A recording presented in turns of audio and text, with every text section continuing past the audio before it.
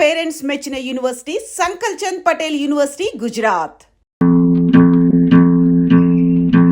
అరే ఓ సాంబా గురు, ఇప్పుడు మనం ఏం చేస్తున్నారా? ఈ ఆట కొట్టి చూపిస్తావు గురు. నువ్వు ఎప్పుడు కరెక్టే. తాజా వార్త.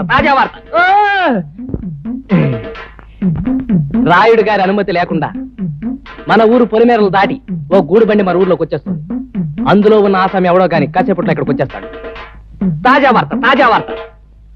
గూడు బండి అయినా గూడ్సు బండి అయినా సరే మా నాన్న అనుమతి లేకుండా ఊళ్ళో రావడమా? సమ్మతించను. గురు, నువ్వు సమ్మతించినా ముంగోళ్ళతో పుడుతూ వచ్చేస్తుంది బండి. పర్మిషన్ లేకుండా రావడమే కాకుండా పైగా మూగలు తప్పుడు ఒకటే. అదిగో సాంబా గురు, ఇప్పుడు మనం ఏం చేస్తున్నారా? బండి నాపి శాంతి లేపి ఫటఫట్లాడించి మీ నాన్న పరువు నిలబడతావు. కరెక్ట్.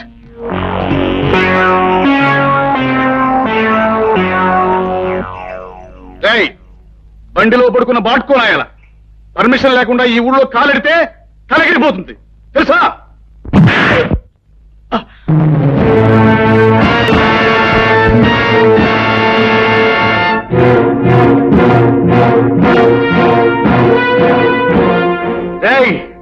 ఈ రాయుడి కొడుకునే తంతావురా?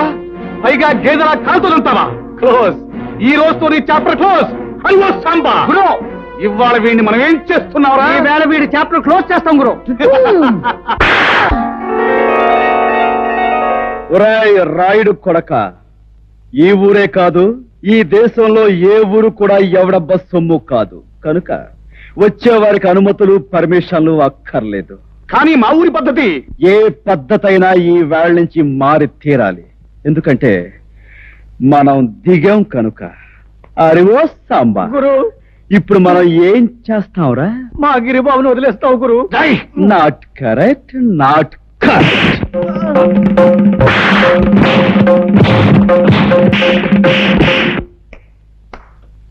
రాయ్, వాడిని తీసుకువెళ్ళి మూతి మీద మొహం మీద కాపలం పెట్టండి. రైట్. 100 200 వేసుకో బాబా, తొందర వేసా.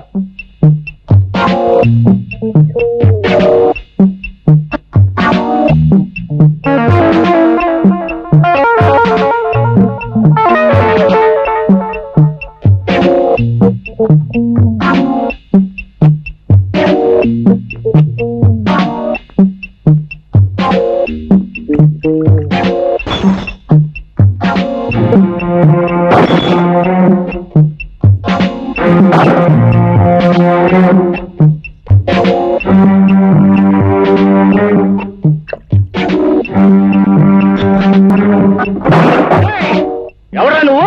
నిన్ను చెడుగు చేస్తాను. ఈ స్థలం తాలూకా యజమాని అనుమతి లేకుండా నువ్వు ఇక్కడ సారా కొట్టు పెట్టినందుకు నిన్ను ఫుట్బాల్ ఆడించేస్తాను. ఏరా, పరగడుపునే ఫుల్లుగా పుచ్చుకుని వచ్చావా? స్థలం యజమాని అంటున్నావు, ఇక్కడి నుంచి నోరు మూసుకుని వెళ్ళకపోతే అది అలా నోరు మూసుకో. చూడు, ఈ స్థలం నాది, ఈ ఇల్లు నాది కాదని ఎవరైనా అన్నాడే అనుకో, వాడి తలకై లేచిపోద్ది. నువ్వు నీ సామాన్తో అరగంటలో ఇక్కడి నుంచి ఖాళీ చెయ్యకపోతే నిలువున చీరేస్తాను. సంజే?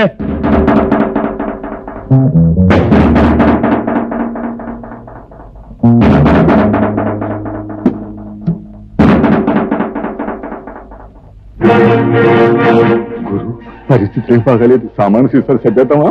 రే తాడు చెట్టు నా కొడక, ఊరు పెరుగులేని ఎవడో కొట్టు ఖాళీ చేయమంటే చేస్తామంటారా? ఏంటి గురు, పళ్ళు రాయ కొట్టాను, టేబుల్ అన్ని ఎలిగి కొట్టాను. నోరు మీద లేకపోతే నీ పీకి నొక్కేస్తా. అరగంట పూర్తివాడు అదే చేస్తాడు. నోరు మీద గాడిద. రే భద్రన్న కొడక, అలా గట్టుకడా పకీర్గాడు వాడు మనుషులు ఉంటారు. వెనక దాన్ని తొందరగా తీసుకురా. ఇంకా మీకు 8 నిమిషాల టైం ఉంది. ఇదిగో నా దగ్గర 2 సిగరెట్లున్నాయి. ఒక్కొక్కటి కలుసుకోవడానికి 4 నిమిషాలు పడుతుంది. ఈ 2 సిగరెట్లు కలుసుకుని నేను గృహప్రవేశం చేస్తాను. గుర్తుంచుకో.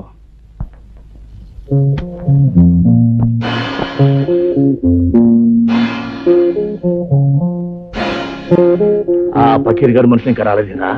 అదృష్టవంతులు వాళ్ళు ఇంకా రారు. ఓరి నా కొడక, నీకు దండం పెడతాను. నువ్వు నోరు మూయరా.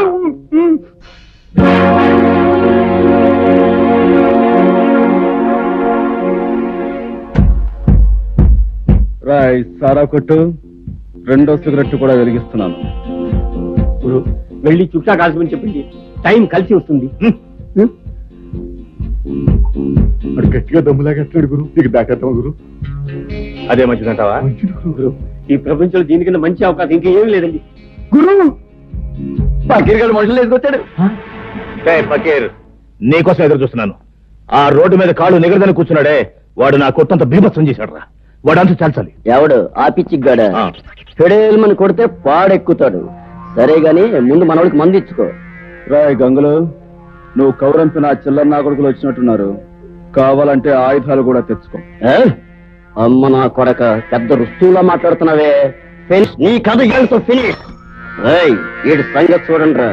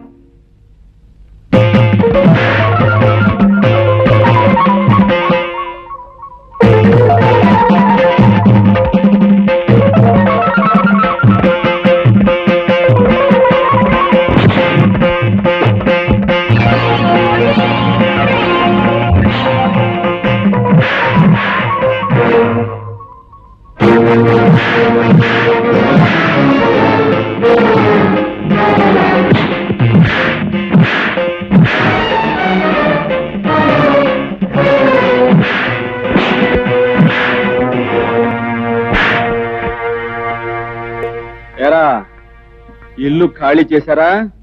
రేయ్, ఇంకా నేనున్నాను రా.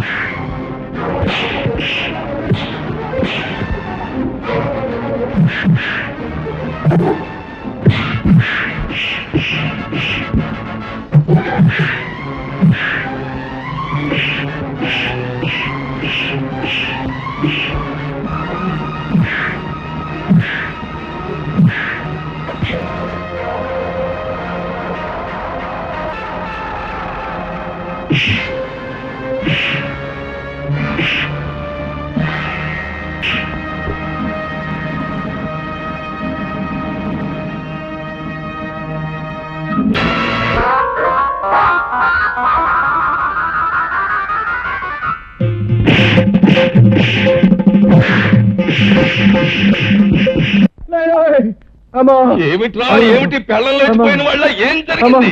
కాసులో ప్రాణం పోయిండాల్సింది బాబోయ్.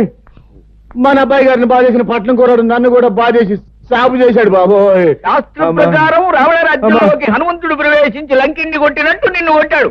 అంటే రాయుడు గారి రాజ్యంలోకి రాహు అడుగు పెట్టాడన్నమాట. ఏమిటే అంటే రాయుడు గారు రావణాసురుడు కుంభకర్ణుడు ఈ తిరుపతులట్టు తినిపించేయగలను. అలాగే కురలేదు అనుకుంటున్నారేమో. సర్లే. ఒరే రాముడు, అయ్యా, గౌడుకి ఎదురా మేస్తూ ఇంట్లో ఉండడమేనా, జబ్బ పుష్టామైనా చూపించడం ఉందా? ఆ గంగులు గారితో వెళ్ళి ఆ కుర్రబెద్దమని పట్లాడించేసి మట్టి అర్పించేసి ఇది రాయుడు గారి దెబ్బ అని చెప్పినారా? అలాగే అయ్యా. ఏమిటి ఆ పట్నం నుంచి వచ్చినవాడు మా అన్నయ్యని దులిపేశాడా? అవునే, ఈ మధ్య మీ అన్నయ్యకి మరీ పొగరెక్కింది. ఏయ్, పొగరు మా వంశ లక్షణమే. మా అన్నయ్య రౌడీ, రాలుగాయి, తుంటరి. అందుకు వాణ్ణి మా నాన్న కొట్టాలి, తప్పదంటే నేను తన్నాలి. అంతేగాని ఎవడో పరాయి వాడు వచ్చి పెద్ద హీరోలాగా దరదలాడిస్తాడా? వాడెవడో నాకు తగలాలే. ఒక్క దులుపు దులిపే.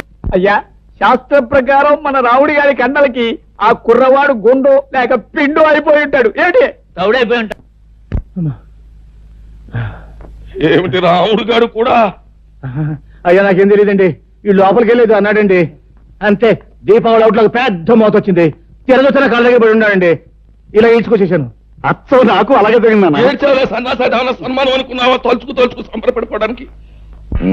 ఆంధ్రదేశంలో ఇన్ని పల్లెటూళ్ళు ఉండగా ఆ కుర్రాడు ఈ ఊరే ఎందుకు వచ్చినట్టు, ఆ ముసలయ్యగాడి ఇల్లే ఎందుకు కొన్నట్టు, అది ఆలోచించాలి.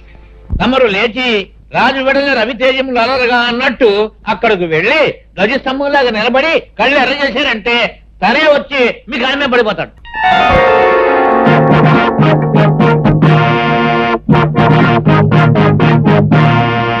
చూడు బాబు, నా పేరు హరి. చాలా చక్కగా ఉంది. Thank you. నన్ను ఈ ఊళ్ళో గంగారాయుడు అంటారు. ఈ ఊరికి పెద్ద దిక్కుని మాట్లాడమే పంతులు. వీరి మాట వేదని చెప్పింది శాసనం. వీరు తలుచుకుంటే ఏమైనా చేయగలరు. అయితే కాస్త తలుచుకుని ఇంట్లో సామాన్లు సర్ది పెట్టచ్చుగా. ఓహో, చాలా తెలుగుగా మాట్లాడుతున్నావే.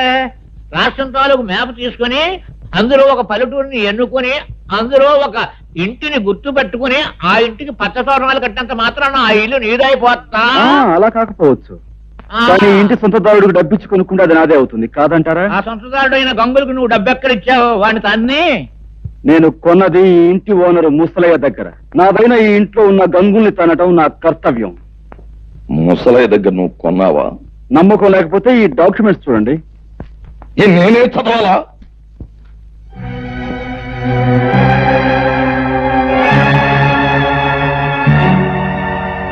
చూడండి లింగం గారు, మీకు మరో శుభార్త. ముసలయ్య దగ్గర ఈ ఇల్లే కాక అతని 4 ఎకరాల పొలాన్ని నేనే కొన్నాను. ఇన్నేళ్లు దాని మీద వచ్చిన ఆదాయాన్ని తమరు మూట కట్టుకున్నారని తెలిసింది. సాధ్యమైన త్వరలో ఆ మూట నాకు అందివ్వకపోతే తమను కూడా ఒక ఆట ఆడింతాల్సి వస్తుంది.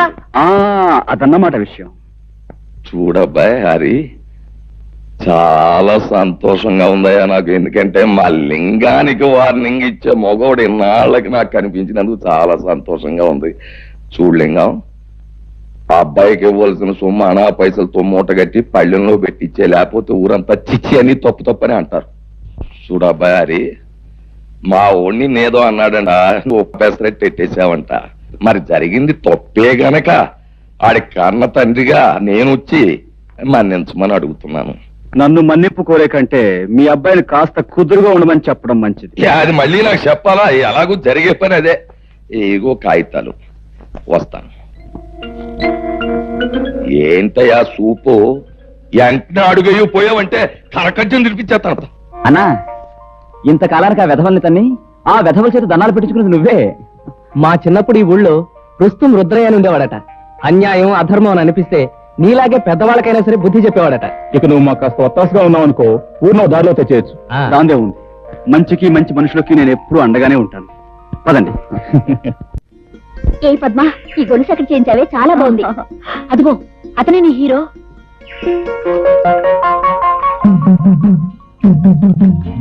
చాక కాదు, చూపులకు హీరోలాగే ఉన్నాడు కదే. ఆగండి, ఈ హీరో గారి జోరేమిటో తేల్చేస్తాను. ఏయ్, నిన్నే.